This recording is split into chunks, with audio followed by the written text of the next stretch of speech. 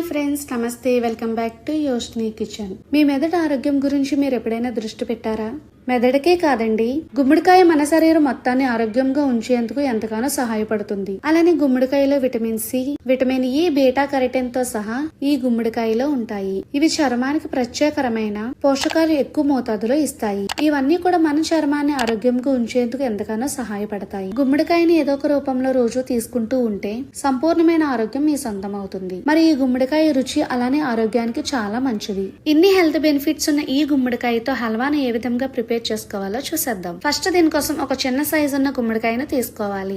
ఈ గుమ్మడికాయ వెయిట్ లో వచ్చేసి 400 గ్రాములు ఉంది. దీనిపైన ఉన్న ముచ్చుకుని తీసేసుకుని ఈ గుమ్మడికాయను 2 భాగాల కింద కట్ చేసుకోవాలి. ఈ విధంగా 2 భాగాల కింద కట్ చేసుకున్న తరువాత ఇందులో ఉన్న పిక్కలన్నిటినీ కూడా తీసేసుకోవాలి. గుమ్మడికాయలోనే కాదండి, గుమ్మడి పిక్కల్లో కూడా చాలా ప్రోటీన్స్ ఉంటాయి. మరి ఈ పిక్కలను పాడేయకుండా వీటిని ఎండబెట్టుకుని తింటే చాలా బాగుంటాయండి. లేదంటే ఈ పిక్కలు బాగా వెండిన తర్వాత వీటిని రోస్ట్ చేసుకుని తింటే చాలా బాగుంటాయి. 2 భాగాల కింద చేసుకున్న ఈ గుమ్మడికాయలోంచి ఒక ముక్కను తీసుకుని ఈ గుమ్మడికాయ ముక్కను మరొక 2 ముక్కల కింద కట్ చేసుకోవాలి. ఇప్పుడు ఈ గుమ్మడికాయ పైన ఉన్న ఈ తొక్కనంతటిని కూడా తీసేసుకోవాలి. గుమ్మడికాయ హల్వా చేసుకునేటప్పుడు గుమ్మడికాయ ముదురుదైతే చాలా టేస్ట్ గా ఉంటుందండి. ఇక్కడ నేను తీసుకున్న గుమ్మడికాయ అయితే చూడడానికి చిన్నగా కనిపిస్తుంది, కానీ ఈ కాయ అయితే చాలా ముదరగా ఉంది. చక్కగా ఈ విధంగా గుమ్మడికాయ పైన ఉన్న తొక్కనంతటిని కూడా తీసేసుకున్న తరువాత ఇప్పుడు దీన్ని ఒక స్టాండ్ తీసుకుని చిన్న ముక్కల కింద కోరుకోవాలి. ఇక్కడ నేను చూపిస్తున్న స్టాండ్ వచ్చేసి ఆన్లైన్ లో పర్చేస్ చేశానండి.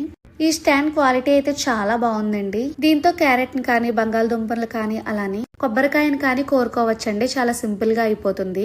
అలానే ఒక సైడ్ వచ్చేసి సింపుల్ గా పొటాటో చిప్స్ కట్ చేసుకోవడానికి కూడా ఇచ్చాడండి. అలానే ఆనియన్స్ కొంచెం పెద్ద సైజు లో కట్ చేసుకోవాలన్నా కూడా ఈ స్టాండ్ తో కట్ చేసేసుకోవచ్చు. దానికి కూడా కొంచెం పెద్ద సైజు హోల్స్ ఇచ్చాడండి. అలానే ఈ స్టాండ్ తో మనం టమాటా ప్యూరీని చేసుకోవాలన్నా, ఆనియన్ ప్యూరీస్ చేసుకోవాలన్నా, మిక్సీతో పని లేకుండా ఇలాంటి స్టాండ్ ఉంటే మనం చాలా సింపుల్ గా చేసేసుకోవచ్చు.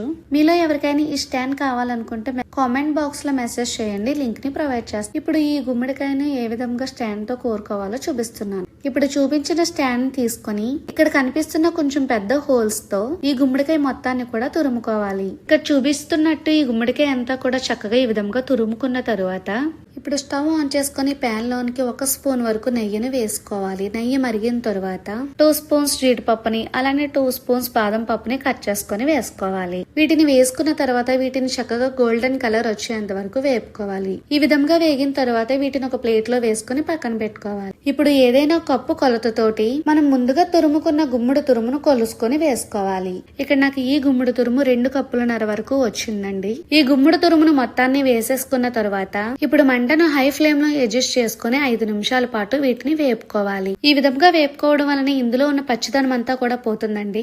ఇప్పుడు ఇదే కప్పుతో 1/2 కప్పు వరకు బెల్లాన్ని తురుముకొని వేసుకోవాలి. బెల్లాన్ని వేసుకున్న తర్వాత మొత్తం కలిసేటట్టుగా బాగా కలుపుకోవాలి. ఈ బెల్లానికి బదులుగా పంచదారని కానీ, అలానే పటికీ బెల్లాన్ని కానీ వేసుకోవచ్చు. లేదంటే ఆర్గానిక్ బెల్లాన్ని వేసుకున్న టేస్ట్ అయితే చాలా బాగుంటుంది. బెల్లాన్ని వేసుకున్న తర్వాత మంటని హై ఫ్లేమ్ లో ఉంచుకొని బెల్లం అంతా కూడా కరిగిపోయేంత వరకు చక్కగా కలుపుకోవాలి. బెల్లం అంతా కరిగిపోయిన తర్వాత ఇప్పుడు మంటను మీడియం ఫ్లేమ్ లో అడ్జస్ట్ చేసుకొని మధ్య మధ్యలో ఈ హల్వాను కలుపుకుంటూ హల్వా దగ్గరికి అయ్యేంత వరకు ఉడికించుకోవాలి. ఈ విధంగా హల్వా అంతా కూడా చక్కగా దగ్గరికి అయిన తరువాత ఇప్పుడు ఇందులోకి 1 స్పూన్ నెయ్యిని వేసుకోవాలి. తరువాత ఇందులోకి చిటికెడు యాలకుల పొడిని, అలానే ఇందులోకి చిటికెడు సాల్ట్ ని, ముందుగా వేపి పక్కన పెట్టుకున్న జీడిపప్పు, బాదం పప్పుని వేసుకొని ఇప్పుడు ఇవన్నీ కూడా బాగా కలిసేటట్టుగా కలుపుకోవాలి. హల్వాకి మనకి ఎలాంటి పాకం రానవసరం లేదండి. వాటర్ లేకుండా ఈ బెల్లం అంతా కూడా చక్కగా దగ్గరికి అయిపోతే సరిపోతుంది. ఇప్పుడు ఈ హల్వాని మొత్తం కలిసేటట్టుగా చక్కగా కలుపుకున్న తరువాత ఇప్పుడు స్టవ్ ఆఫ్ చేసుకుని సర్వ్ చేసుకోవడమే.